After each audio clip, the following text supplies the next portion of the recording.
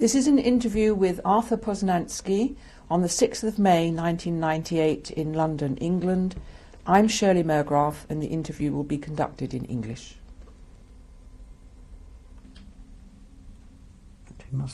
This is an interview with Arthur Poznanski on the 6th of May 1998 in London, England.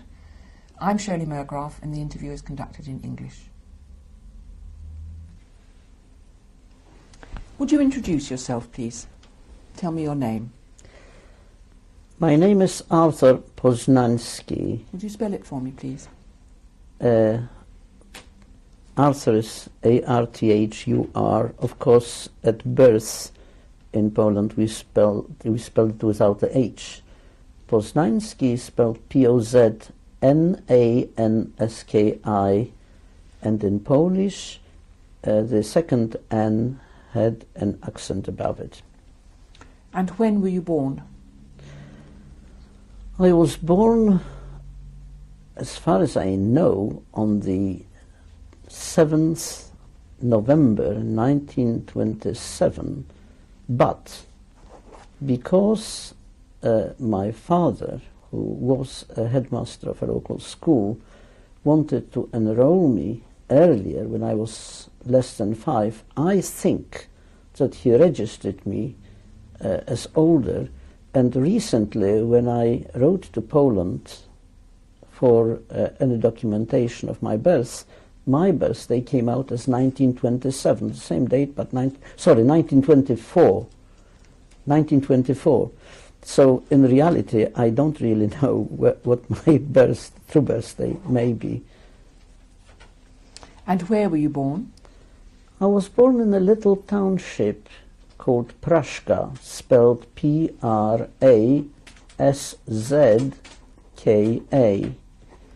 It was a little township, well, that's what I can call it, which is a very, very small settlement, right on the German border, as it was before the war, of course. And the actual borderline was the meandering river or riverlet Prosna, and on the other side of the river was Germany and a little town called Zawisna, to which you could cross over a bridge which had, of course, Polish and German watch, and it wasn't very difficult, mind you, people were getting through. Where we actually lived when I was born was an apartment in what is called in Polish a dwór, which is an estate slightly behind the town, about a kilometer from the center of the township. And it belonged to a Polish nobleman at the time. Of course, he sublet it to a Jew, a very rich Jew, and we had part of it. And it was surrounded by very large orchards and fields and meadows. And as a little child, as a young boy, I used to chase the chickens and the geese all around it, and in turn I was chased by some irate geese. But it was a very good time. What were your parents' names? My father's first name was Wowa, but he called himself Władysław in Polish. Could you spell that, please? Sorry, not V, it's W, L-A-D-Y-S-L-A-W.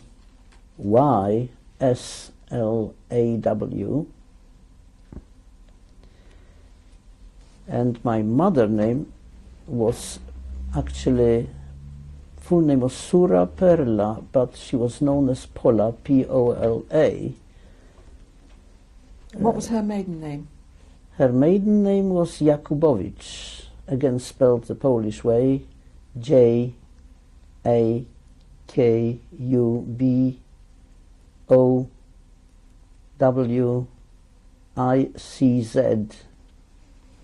It's difficult now for us to spell it, I know. And do you know where they were born?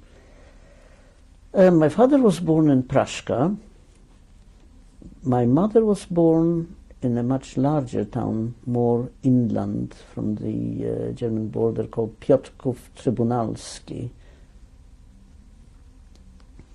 If you could spell Piotrków, please. Piotrków, P-I-O-T-R,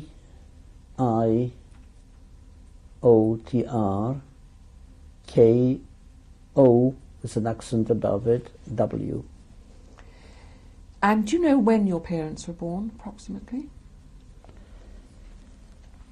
I've got actually somewhere a document to that effect, but I don't remember. How old do you consider yourself officially now? What's your age now with these different dates of birth? Well, I am registered as born 1927, and you see, until quite recently I didn't know that I was registered at a different time. So, as far as I know, I stick to that one, but it's quite possible that I may be older, and I accept that. So much I can do about it. Now you are, if your birthday is in November, your age now is will be 71. Did you have to change your date of birth again when you came into Britain? We changed. When I say we, I'm talking all my colleagues who came together. We all had to change our birth date several times during the occupation for various reasons. When we went to work, when we were chosen actually for slave labor, of course we were children and we wanted to appear older so to avoid deportation or outright murder in gas chambers. Or we give ourselves different dates of birth according to circumstances as it suited us. So it was completely irrelevant to us. And I was one of them. What's your earliest memory? Well, my earliest memory is that I was a little urchin of about 4 or 5. And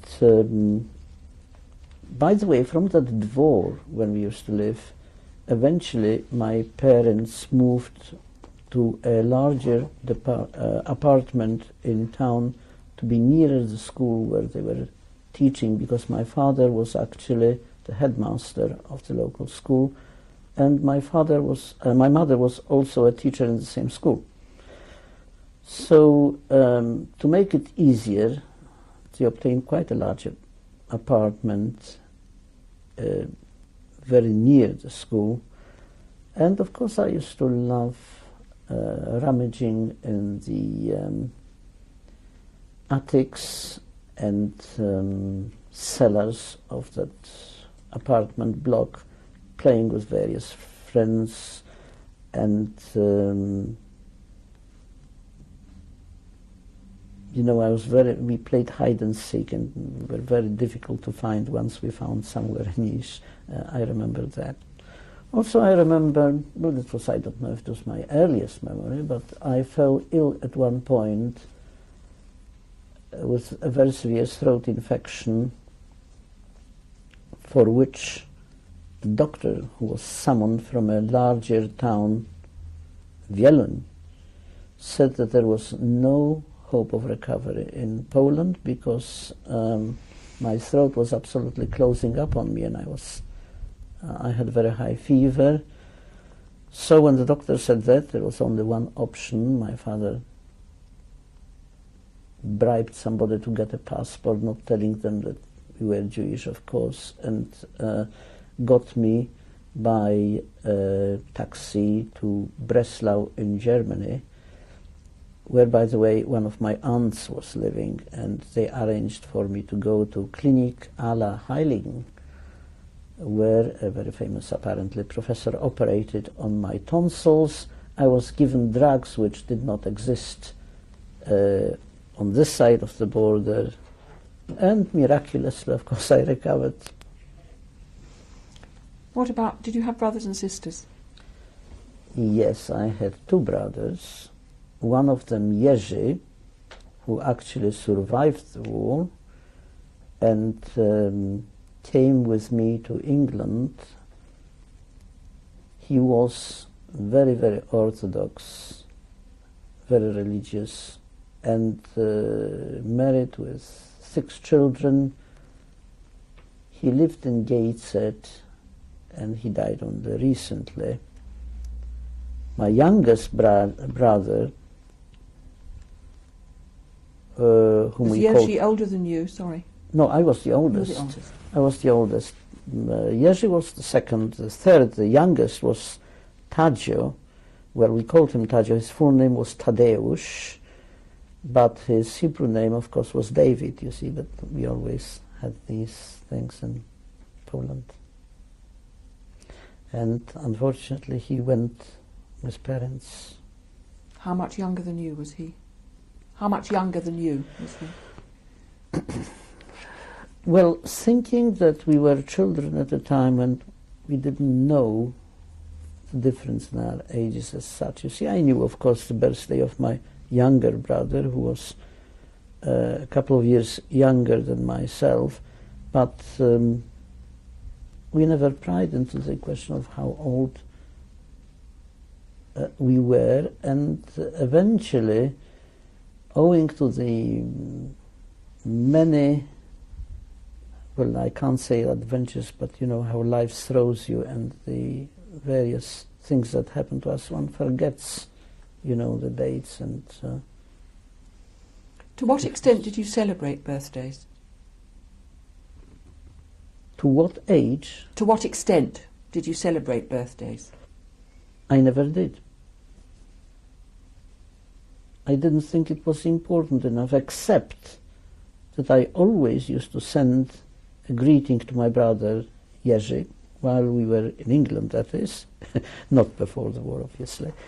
And he sent some greetings to me. But when you were little? I don't remember. Do you remember your Jerzy's bar mitzvah? No, I don't think he had a bar mitzvah. How religious was your family? Your immediate family? My father was quite religious, but he was not fanatically so. We had a kosher house, everything traditional, separate milk and meat, and we kept up the high holy days. We went to the synagogue about 4 or 5 times a year. We had very nice Pesach Seders, as far as I remember. But we did not walk about in kippas, and after the lighting of the Sabbath candles, you know, we could put the radio on and didn't consider it a sin. This school that your father was head teacher of, what sort of a school was it? Well, it's difficult to explain because the educational system in Poland was a bit different from the one you have got here. And this was, of course, what we called public school, which means a state-run school, not a cheder or any private institution of that sort. But this one was actually mainly for Jewish children, as far as I remember. What age range? Which means from 7 to about 11. It was a primary school. Boys and girls together? Yes. Were you ever in a class taught by your father or your mother? Did they ever teach you? Actually, they did avoid that and tried always to put me on to other teachers because they thought it would be too disruptive, and being very self-willed, I might take advantage of it. But originally, because I was maybe not very manageable, my father arranged for me to enter a school when I was less than 5 years old. And I suppose that his experiment succeeded to a great extent, because very quickly I have overrun in my knowledge of reading, writing, and arithmetic, and so on, my contemporaries, so that instead of keeping me in the form number 1, they had to put me a form higher. But that had even more disadvantage for me in a different way, because I was the smallest and the youngest in a class.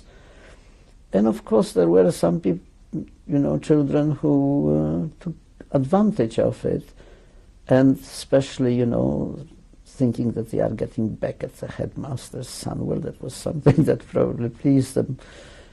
So in a way I was bullied a little bit, and as I like to kick back, there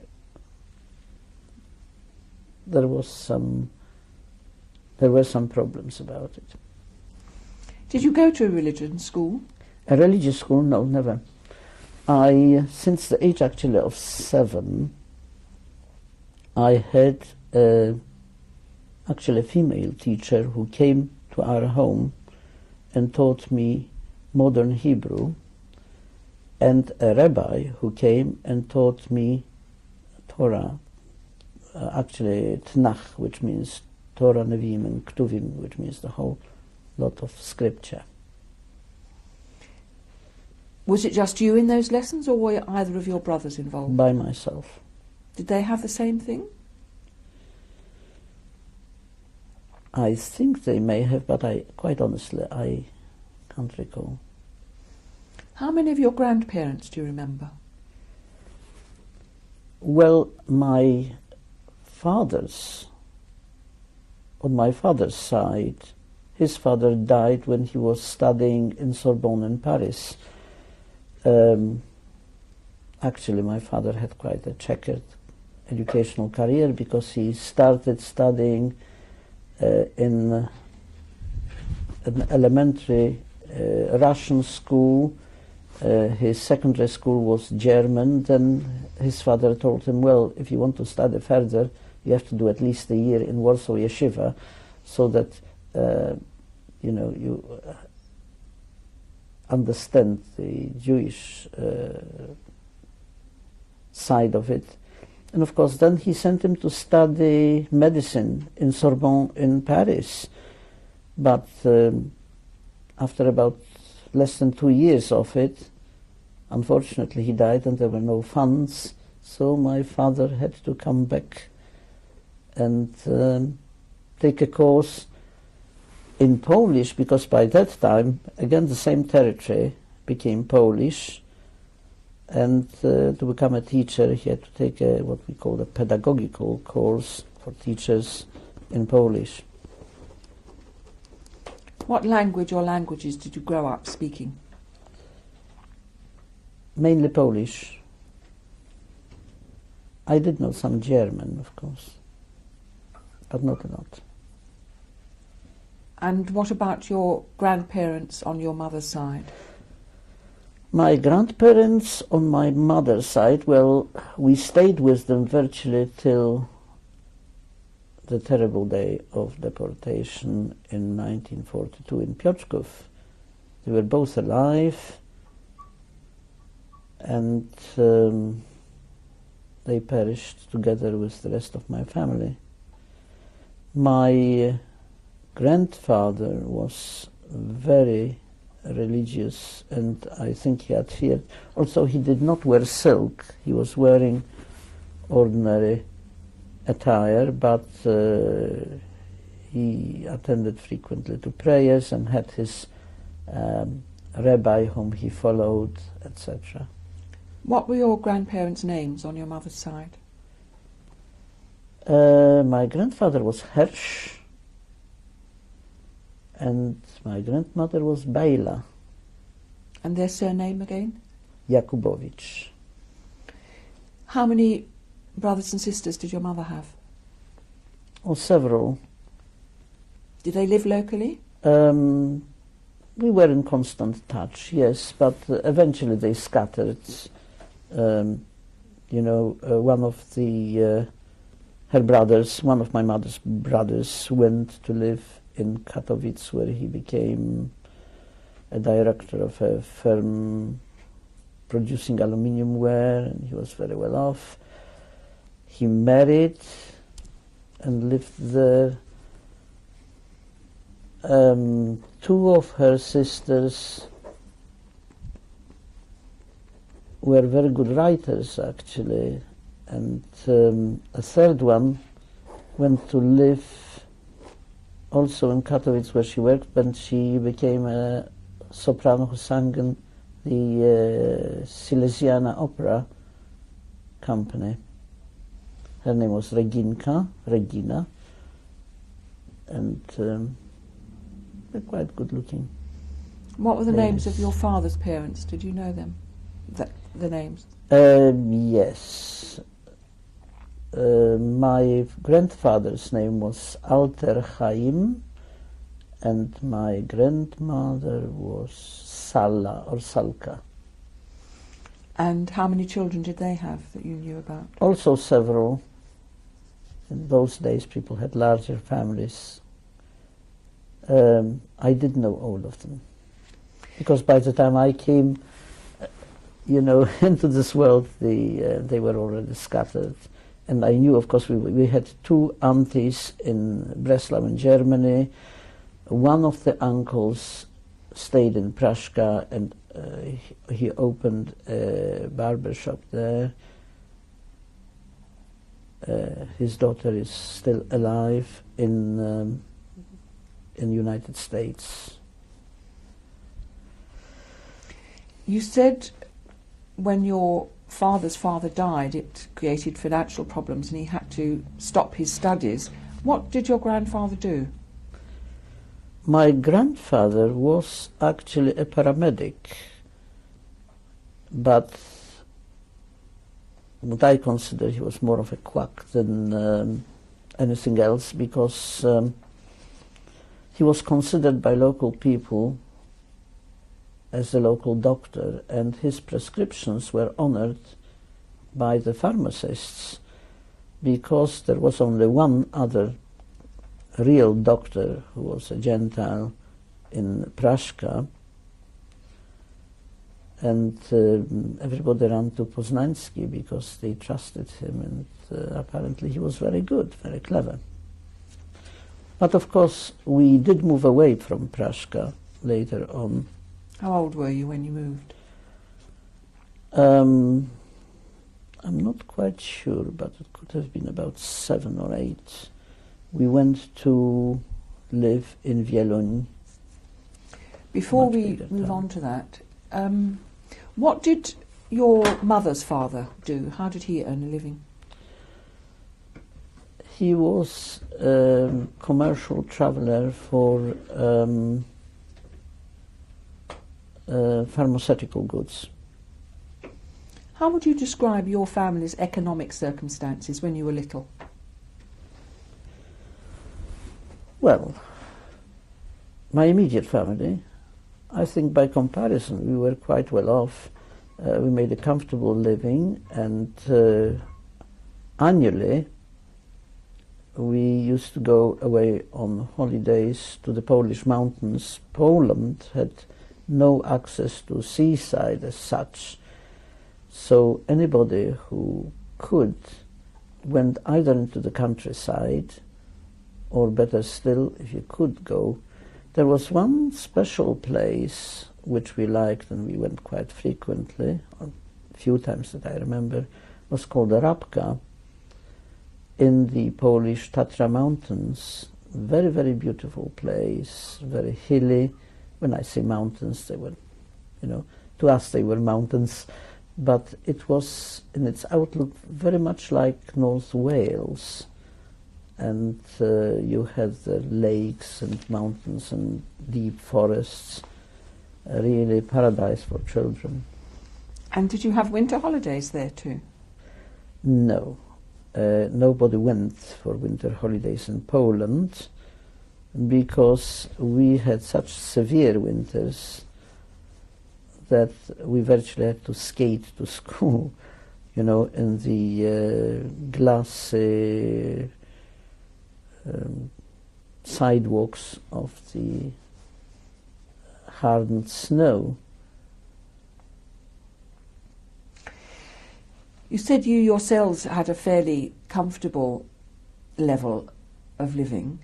What was Pruszka like generally in terms of economic circumstances? How did people live there?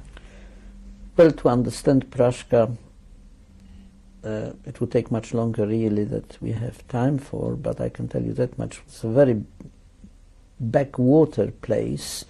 We had no electricity, no running water,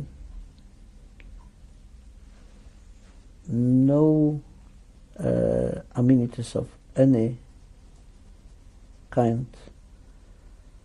So we had to read in the evening by kerosene lamps or candles. Water had to be brought from the marketplace in buckets, and there were, of course, water carriers who for a few coppers used to do the job. And we didn't have WCs at homes. It was all primitive little latrines in the backyards, and there's all the good things that go with it. What was the proportion, do you know, of Jews to non-Jews in Pruszka? Actually, Pruszka itself probably was